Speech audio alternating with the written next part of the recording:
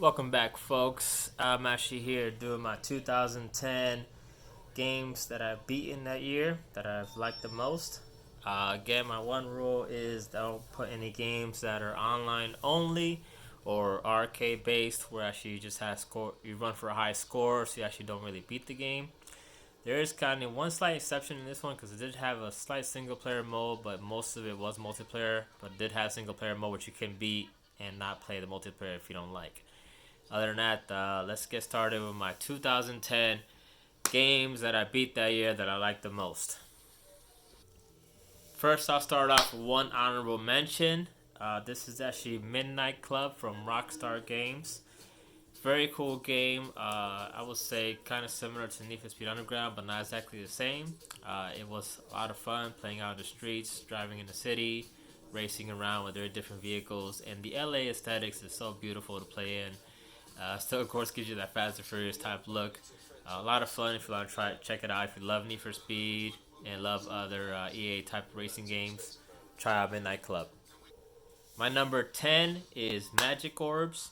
Uh, this game is beatable, but it's still kind of still like arcade type of game. Where actually you just kind of destroy bricks at the very top, kind of like Arkanoid back in the Atari days, and many other games that are out there now, like Brick Breaker, that's out in the PSN and then 360. If I try that game out and you love brick breaking type games, Arkanoid, this is very beautiful aesthetic, lots of background, a lot of DLC too.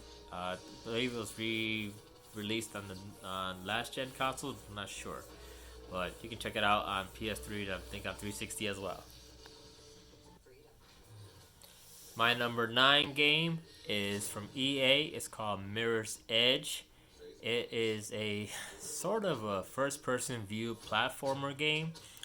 You do have a weapon, but you rarely ever use that. It's once in a blue moon, but the most part, you just actually traverse top of buildings through uh, skyscrapers, even through rooms inside the building, just to get from mostly point A to point B. It does have a small story, but for the most part, it is a lot of fun as far as parkour in the outdoor environment, which you do have enemies as well that you can actually attack physically. And like I said, there is a weapon, but you rarely ever use it. If it is what was re-released and remastered, I believe, in current gen consoles. So if you'd like to try that out, go ahead and feel free to do so.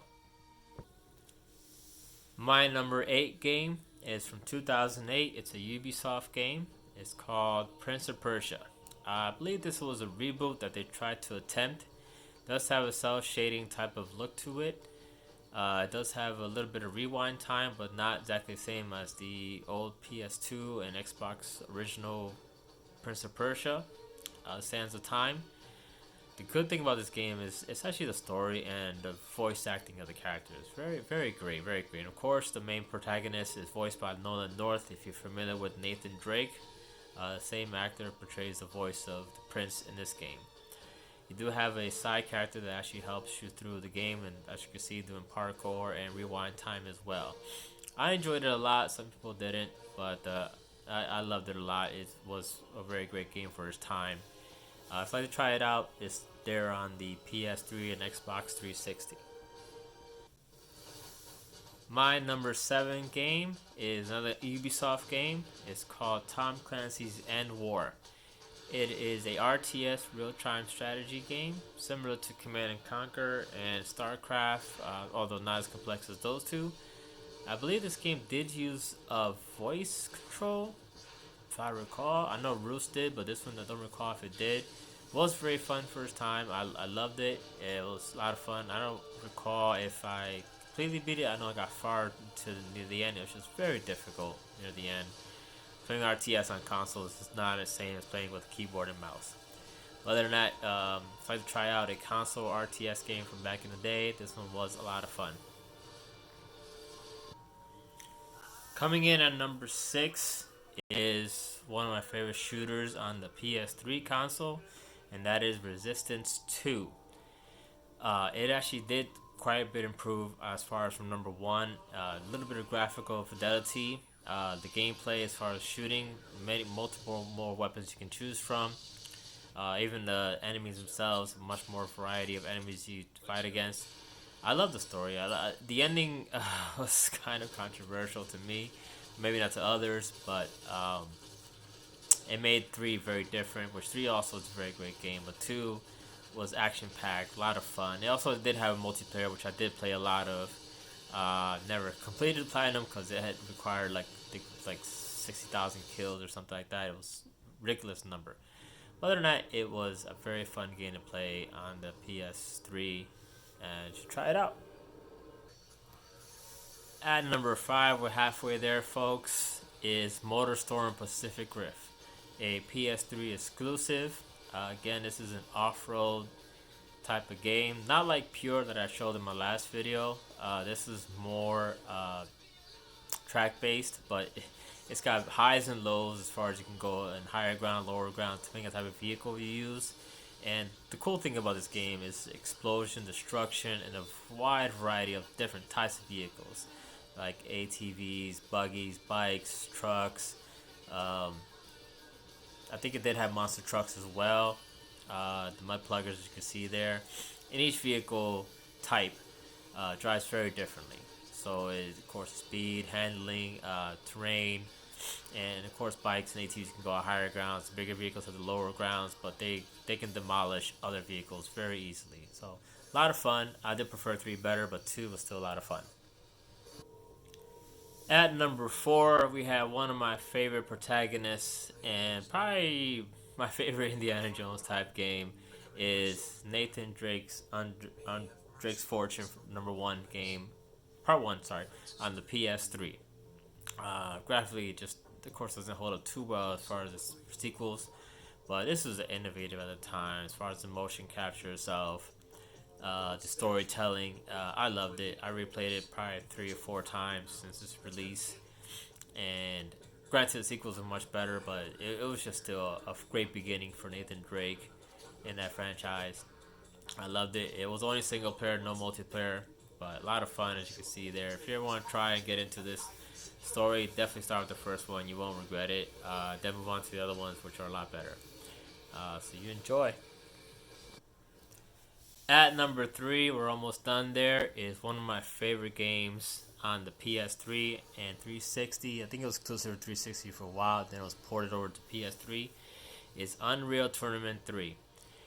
Now, of course, this was a PC game as well, which I think it resided there the most before coming to console. And it does have a single player mode which you can beat, but the single player modes are more like arena style shooters, not much in the story aspect at all. And most of the game is multiplayer, which I still include in my list because the single player you can just play that with bots, and the bots are pretty smart. This is actually, I would say, the Gears of War before Gears of War. Fast paced, action packed. The vehicles are great. The small and large ones. The weaponry, of course, is a lot of fun to use. Aerial combat. I mean, if you like Quake, you'll love this much more, I believe. My number 2 game for 2010. And this one I've beaten so to the break of rim that I even keep playing it after I beat it and did all the DLC and got all the DLC cars. Is Burnout Paradise. Granted, I do love Burnout Takedown and Burnout 3. But this one is still a lot of fun. The instructions of the vehicles are so fabulous to look at the PS3 and 360. And trying to find all the shortcuts, billboards, and even able to play as the DeLorean, the Ghostbusters vehicle, and many other vehicles as well in the game was so awesome to do so. And I would probably replay this game again if I had the time. But I played it to death back then that I don't think I will. But if you love racing games, open world racing games, this is probably the top-notch one I ever play. My number 1 game that I beat in 2010, one of my favorite survival horror games made by EA, is Dead Space. This is footage from the original one. I know they've remade it recently on current-gen consoles. But if you don't have access to that, you can play the original backwards compatibility, I believe, on the Xbox One and Series X and S. I love this game. I would say this is an evolution to the Resident Evil series back then. I couldn't stop playing it. I think I played it 2-3 times over from beginning to end, and platinum it as well. I'll talk about the sequels later on when I get to that point, but this is my favorite game of 2010 that I played and beaten. So, if you like survival horror, definitely check this out.